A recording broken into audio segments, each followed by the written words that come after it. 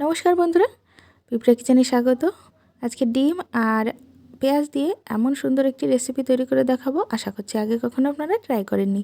তো চলুন কীভাবে তৈরি করা যায় সেটাই দেখে নিই। তো এখানে পেঁয়াজ কেটে নিয়েছি আমি প্রায় 6টা মতো। আর পেঁয়াজগুলো নিচের দিকটা দেখুন কাটেনি, জয়েন্ট মতো আছে, আর উপর দিকটা বেশ অনেকটাই কিন্তু কেটে ফেলেছি। আর এই পেঁয়াজগুলো কেটে নেওয়ার পর এটা কিন্তু নষ্ট করা যাবে না, সাইডে রেখে দেবেন, অন্য কোনো রান্নার ভিতরে এটা ইউজ করে দেবেন। এবার একটা চামচ নিয়েছি, চামচের পেছন দিয়ে খুব ভালোভাবে ঘুরিয়ে ঘুরিয়ে পেঁয়াজের ভিতরের অংশটা বের করে নিতে হবে।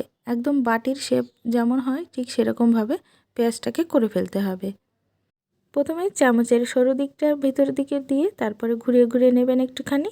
যখন একটু দেখবেন মুখটা বড় হয়ে গেছে, তখন চামচের যদি মোটা অংশটা এরকম ঢোকে, তখন এটাকে ঢুকিয়ে ভালো করে ঘুরিয়ে ঘুরিয়ে ভেতরে জায়গা করে নেবেন পেঁয়াজের।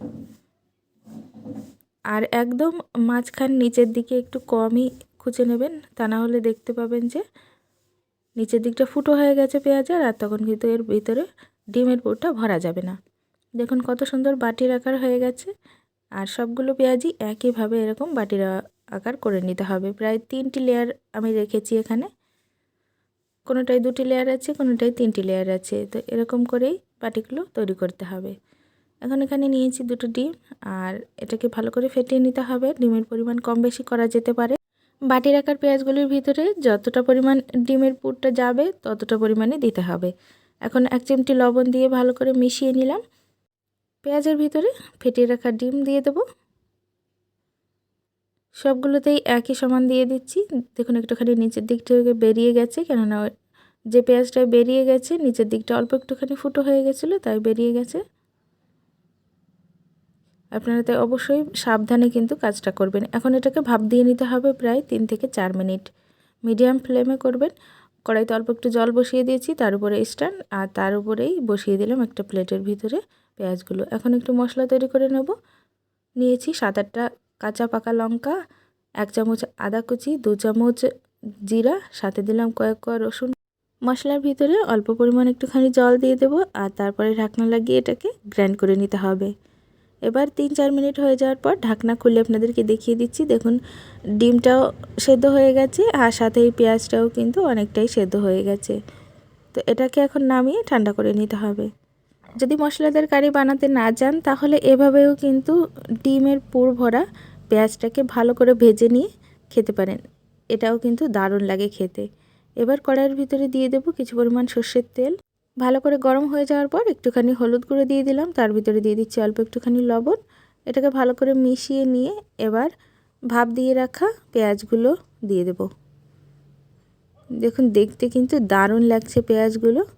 এবার উল্টে পাল্টে এটাকে ভেজে নিতে হবে। আপনারা চাইলে কড়াইয়ের ভিতরে হলুদ লবণ না দিয়ে বাইরে থেকেও ভালো করে মাখিয়ে নিয়ে হলুদ লবণ দিয়ে তারপরে ভেজে নিতে পারেন।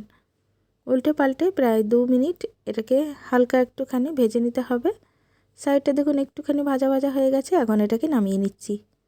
এবার এই তেলের ভিতরে আরও কিছু পরিমাণ তেল আমি অ্যাড করে দিয়েছি। তার ভিতরে ফোড়ন দিচ্ছি শুকনো লঙ্কা, তেজপাতা, গোটা জিরে।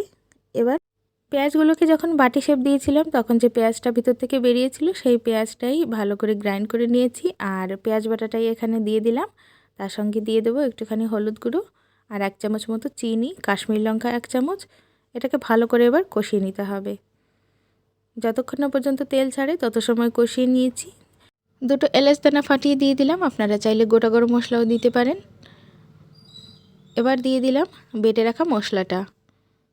মশলাটা দেওয়ার পর এটাকে ভালো করে কষিয়ে নিতে হবে। সাথেই দেখুন দিয়ে দিচ্ছি একটা টমেটো কুচি। 2 থেকে 3 মিনিট কষিয়ে নেওয়ার পর এবার দিয়ে দিলাম পরিমাণ মতো জল, স্বাদ মতো লবণও দিয়ে দিলাম।